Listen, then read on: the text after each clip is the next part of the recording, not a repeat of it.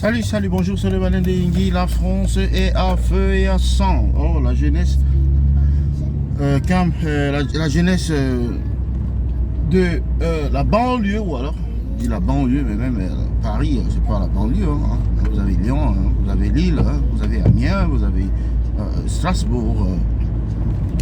Et donc, les jeunes Français ont décidé, une fois de plus, de dire non à la barbarie policière, à la police qui tue, à l'injustice tolérée par la loi. Et là, ils cassent tout. Ils foutent tout en l'air. Est-ce donc là le début de la fin pour Macron? Non, je n'y crois pas.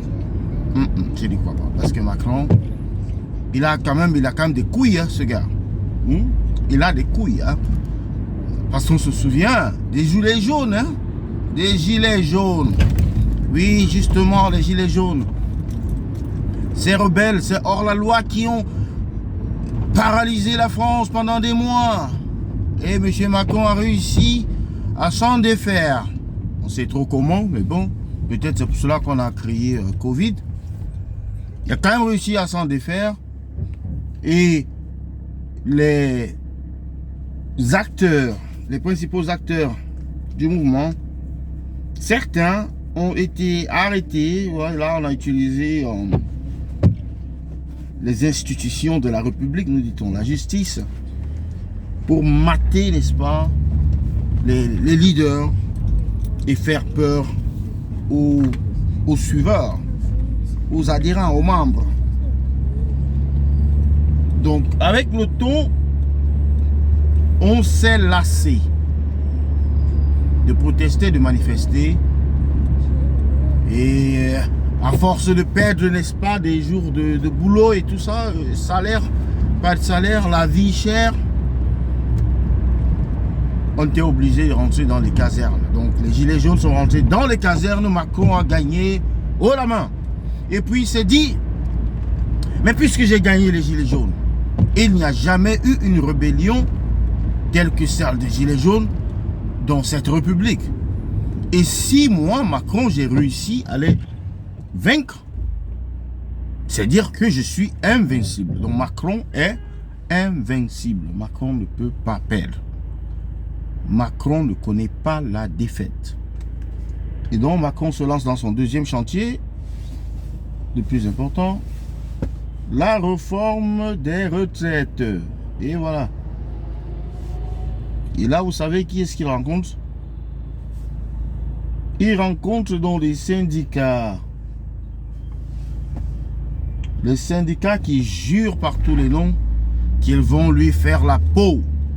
Hein, ils vont faire la peau à ce petit Macron. Il se prend pour qui, ce mec? Il embête les gens. Alors qu'on a juste envie d'aller se reposer après avoir travaillé pendant 60 ans ou 62 ans. Et lui, il veut que nous crevions, n'est-ce pas, en travaillant. Alors là, les Français disent non. Et une fois de plus, c'est la rue. Une fois de plus, c'est la révolte. Et que fait Macron? Macron repart dans son système pour s'inspirer une fois de plus de l'expérience qu'il a eu des gilets jaunes. Et là, les gilets jaunes, c'est comment? Eh bien, on arrête, on met la police en nombre, si possible, même on appelle l'armée, on équipe la police, on arme la police. On arme la police avec tout ce qu'il faut pour mater cette nouvelle rébellion. Parce que Macron n'aime pas qu'on défie la République. Et là, Macron, malgré, n'est-ce pas, les soubresauts,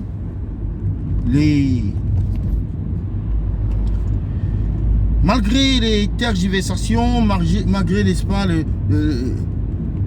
la témérité des manifestants, malgré, n'est-ce pas, le fait que tous les syndicats se sont réunis contre Macron, Macron n'a pas eu peur. Macron n'a pas abandonné. Macron a décidé de foncer. Oui, il a décidé de foncer encore plus fort. Macron a donc décidé de foncer ainsi. Et le voilà qui en sort vainqueur une fois de plus. La réforme des retraites, elle est passée. Alors que beaucoup pensaient qu'elle n'avait pas des chances d'aboutir. Vu, n'est-ce pas, l'opposition, Macron, qui est un garçon très intelligent, a utilisé, n'est-ce pas, pour la première fois là, une disposition de la loi qui lui permet d'éviter le Parlement, qui lui permet d'éviter un vote parlementaire. C'est pour ça qu'on vous dit, le régime français, il est présidentiel. C'est un régime présidentiel, c'est pas un régime parlementaire. Le président peut décider, et c'est ainsi. Là, c'est la preuve. Macron a donc décidé que la réforme de retraite, elle va sauf que passer. Et elle est passée. Elle est passée, la réforme de la retraite. Elle est passée. On a beau pleurer, on a beau chanter, on a beau crier. Eh bien, la réforme de la retraite est bel et bien passée. Et alors, là, une fois de plus, les syndicats essuient une cuisante défaite. Parce que ce n'est pas acceptable quand même, les syndicats, tous les syndicats, réunis tous contre Macron, mais incapables de remporter une victoire. Comment peut-on expliquer cela?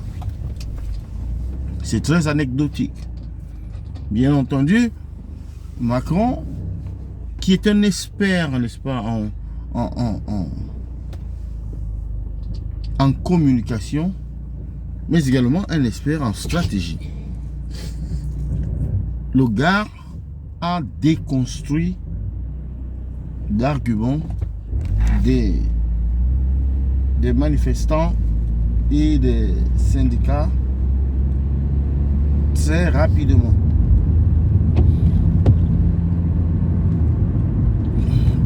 Aujourd'hui, on a pratiquement oublié ce combat-là. Il est aux oubliettes. Bon, on nous dit aujourd'hui, les syndicats nous disent aujourd'hui, écoutez, on a certes perdu une bataille, mais on n'a pas perdu la guerre. Il est maintenant question qu'on se remobilise pour demander à Macron d'augmenter les salaires. Écoutez, si Macron n'a pas pu vous donner, n'est-ce pas, comment ça s'appelle, une raison sur la réforme de la retraite, sur l'âge de la retraite, sur l'augmentation de cet âge-là,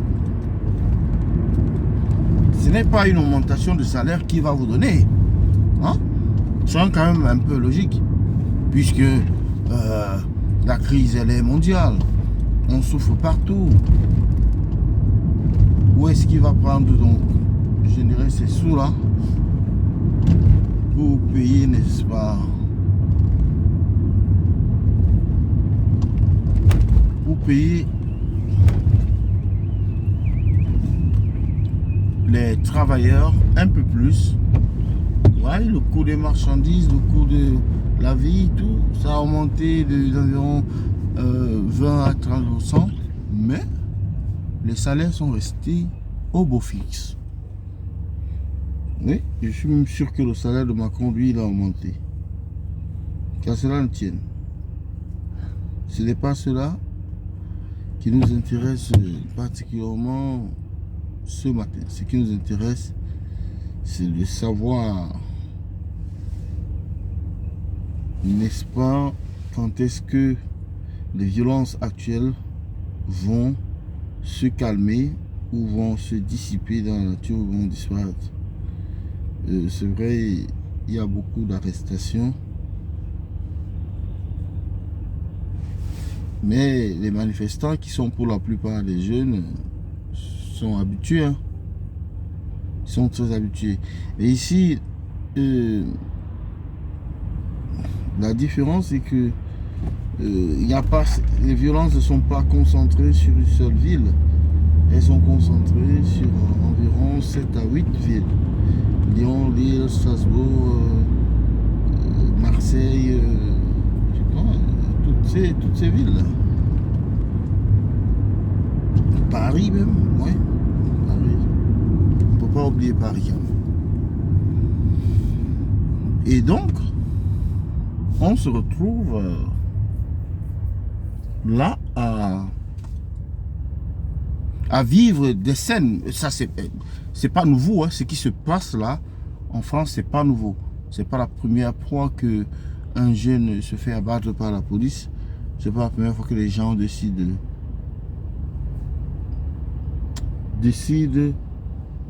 n'est-ce pas, de prendre la justice en leurs propres mains ou bien d'attaquer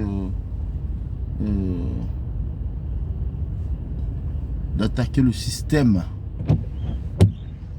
avec leurs propres moyens de bord. Donc c'est une situation qui préoccupe beaucoup le gouvernement français et M. Macron, qui est champion dans la gestion de crise, va bientôt s'afficher avec le résultat.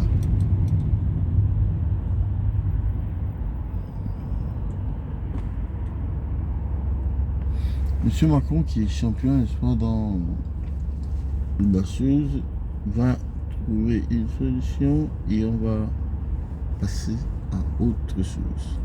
Alors, dites-moi ce que vous pensez en commentaire. J'ai quelques questions ici. Est-ce que Macron a raison de demander aux jeunes Français de rentrer chez eux, que la situation est sous contrôle?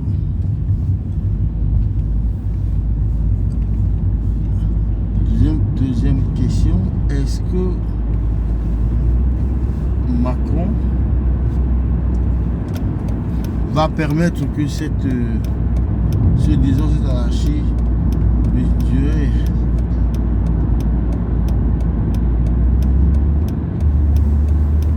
Ok. Macron pourra-t-il permettre que cette crise, le contact soit très lucratif?